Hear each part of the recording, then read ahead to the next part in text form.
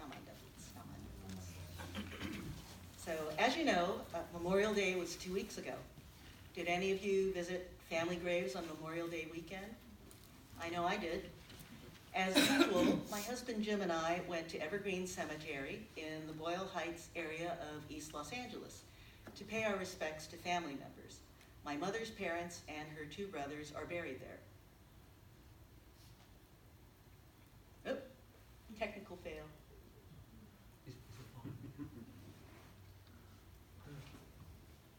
Okay, turning it on is helpful. So this is Evergreen Cemetery in Los Angeles. It has a very long history. It was established in 1877, and it's the oldest cemetery in the city of Los Angeles. It is located in Boyle Heights, which used to have a very large Japanese American population. My mother's family lived in Boyle Heights before World War II, and the cemetery is also near Los Angeles' Little Tokyo. So there are many Japanese American graves there. And these are just a few of them. If you turn around from where I took this photo, you can see more to the right, more behind you. There are just many, many Japanese American graves there. Perhaps some of you might have family or friends who are interred there. There's also a famous memorial to Japanese American soldiers at Evergreen. As you might know, Memorial Day started as a holiday to honor American soldiers killed in war, but it's come to have a broader meaning. So this is the Sadao Munemori Monument at Evergreen Cemetery, named for the first Japanese American soldier to win the Congressional Medal of Honor. There are at least 4 Japanese American Medal of Honor recipients buried here, and at least 2 of them that I know of were Buddhists. So this is the grave marker of Joe Hayashi Medal of Honor, and you can see from the Dharma wheel in the upper left corner of the marker that he was a Buddhist. The Japanese term for visiting a grave is ohakamairi, and it means grave visiting. The o is honorific. Funeral rituals and grave tending are really important in Japanese culture, and immigrants from Japan brought those traditions with them to the US.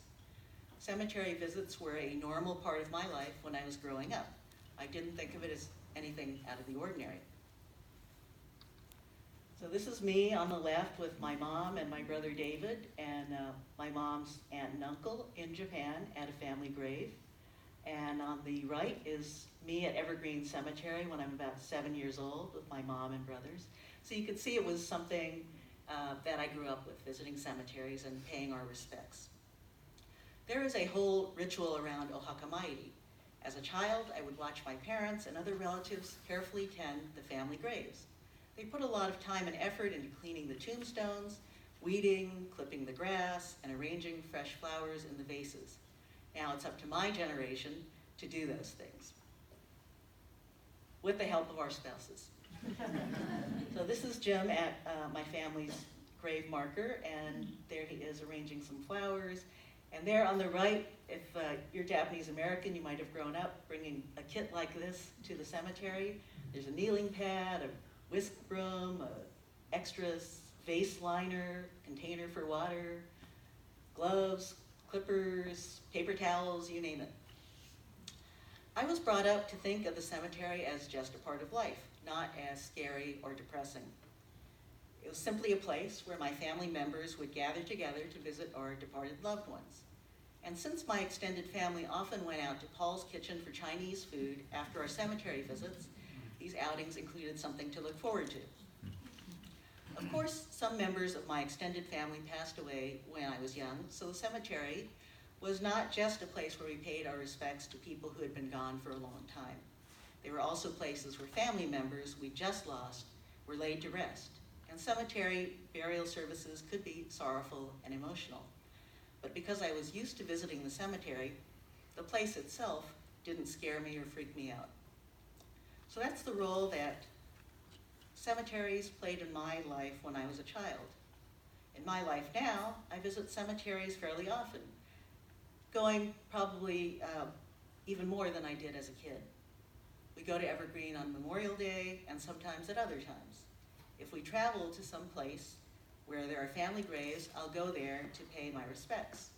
So when Jim and I went to Hawaii last April, We visited 4 cemeteries and 1 temple, which kind of takes a debt out of your vacation schedule.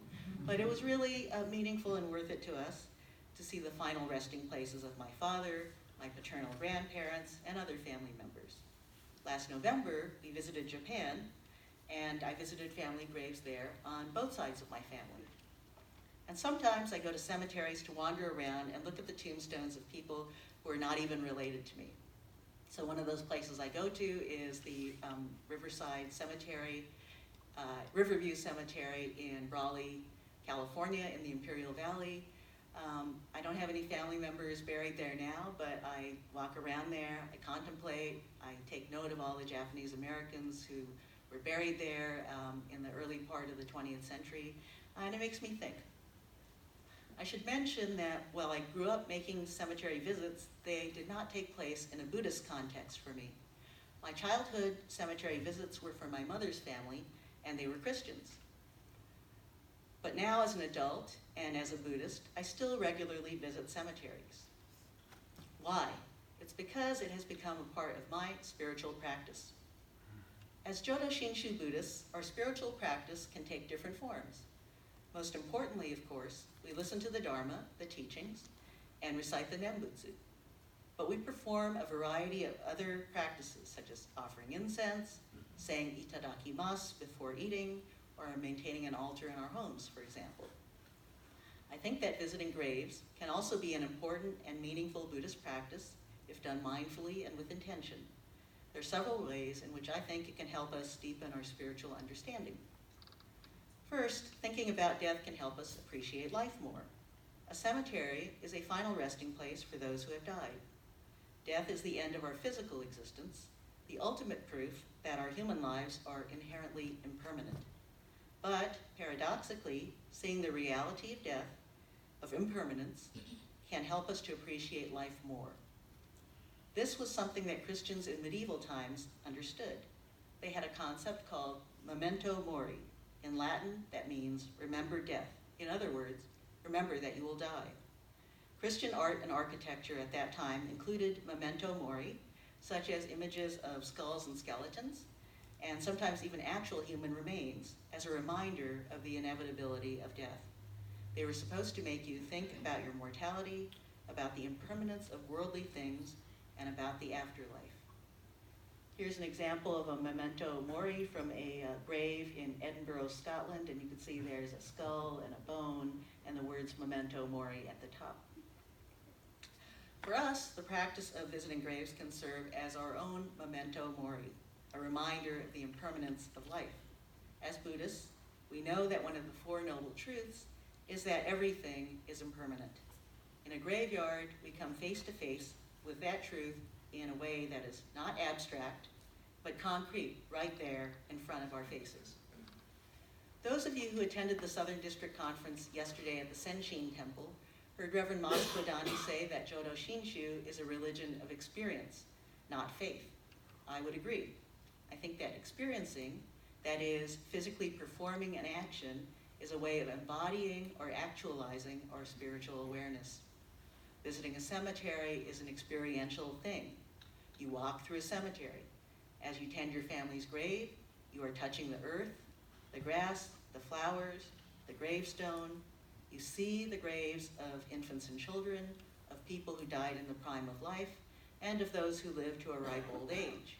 You feel, emotionally, the poignancy of lives that are no more.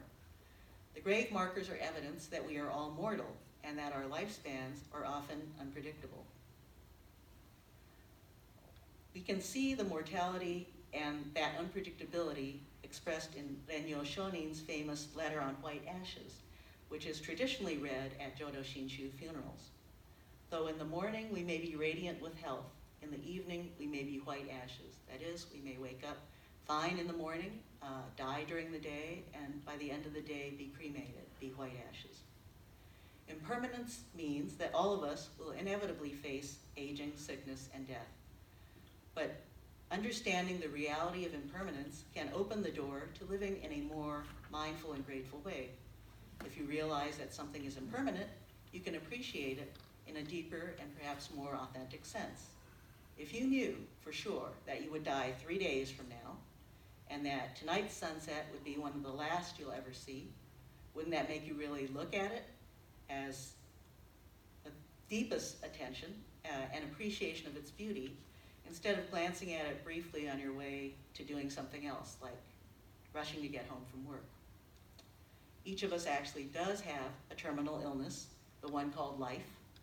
If I'm born, that means that someday I will die. But in the busy course of our daily lives, we usually don't have a chance to reflect on the fleeting nature of life.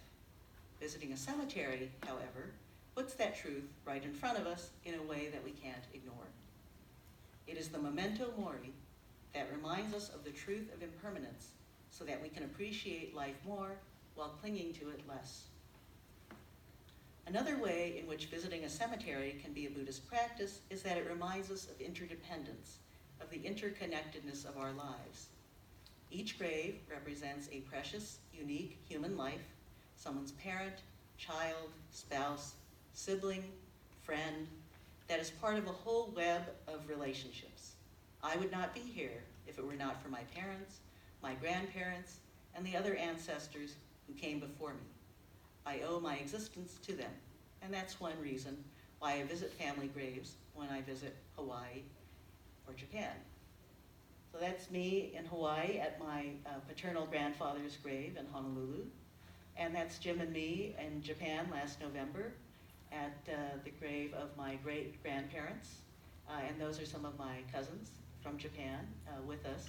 And actually, you can't quite tell, but this grave is the same one that I was photographed in front of when I was 3 years old. So there's this nice sense of continuity there. It's really been a part of my life for that long, even though I never met my great-grandparents. By doing these grave visits, I acknowledge and honor the fact that my existence is due to those people. Seeing their graves prompts me to reflect, to contemplate the infinite causes and conditions that intersected to create me and enable me to be here in this life. Indeed, my life has been influenced and supported not just by my family, but by countless people whom I have never met or encountered only briefly. We are all connected in some way in a great chain of existence that stretches infinitely across time and place. Finally, the practice of Hakamairi is an opportunity to express gratitude. Gratitude is at the heart of our spiritual path as Shin Buddhists. Visiting the graves of those to whom we are indebted is a concrete way of expressing our gratitude, and as such, I think it's a spiritual practice worth cultivating. As I visit their graves, I remember my loved ones, honor their memories, and express my gratitude for all that they did for me. Although they are no longer here physically, they are a part of me because their existence and their actions have influenced me profoundly and continue to do so. My father, my brother, and my grandparents live on in me through my memories and by helping make me the person that I am. And for that I say, Okage-sama de, I am who I am because of you. You may have noticed that my title of my Dharma talk is not Memorial Day, but Memorial Days, because I'm thinking not just of Memorial Day, and I'm thinking beyond Memorial Day. I think of Memorial Day as a kind of gateway into Obon season. Obon is another time when we honor the memory of our loved ones who have passed away. But at Obon, that feeling of reflection and contemplation that we might feel at Ohakamairi is transmuted into joyful gratitude and remembrance for our loved ones who have passed away. When we dance the Bon Odori at Obon, we honor their memories in the best way possible by remembering them with joy, and that is why another name for Obon is Kangi-e, or Festival of Joy. You might recognize this place, and what I see in the faces of these children at the Vista Obon a couple of years ago is just pure joy and life. And in the dancing, we express that sense of gratitude for our ancestors and everybody who has passed away before us, but who we remember joyfully and with gratitude. So I hope you can see why I think grave visiting is not something morbid or negative, but as a life-affirming spiritual practice. By showing us the impermanent and therefore precious nature of our lives, it enables us to appreciate the here and now and encourages us to live more fully in the time that we have. It reminds us of the mutual and interconnected nature of our existence and the many ways in which we are connected to others. And it presents us with an opportunity to remember and honor those who came before us and to express our gratitude to those who have enriched our lives through their love, their care, and their teaching. Let's take those feelings into Omoan with us so that we can remember them with joy. Namo Amida Butsu. Namo Amida Butsu.